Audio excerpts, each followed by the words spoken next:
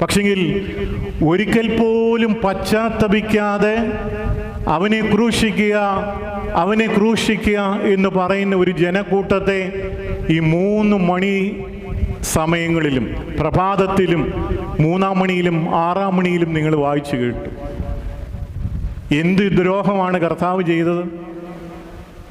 സൗഖ്യം കൊടുത്തു, കുരുടന് കാഴ്ച കൊടുത്തു, മുടന്തന് നടക്കുവാൻ കൊടുത്തു, കുരുടനായവന് കാഴ്ച കൊടുത്തു, 5 അപ്പം കൊണ്ട് 5000 പേരെ പോഷിപ്പിച്ചു വന്ന് ആ അനുഭവങ്ങളും അനുഗ്രഹങ്ങളും ആസ്വദിച്ചവനും പറയുകയാണ് ആൾക്കൂട്ടത്തിൽ നിന്ന്, അവനെ ക്രൂശിക്കുക, അവനെ ക്രൂശിക്കുക.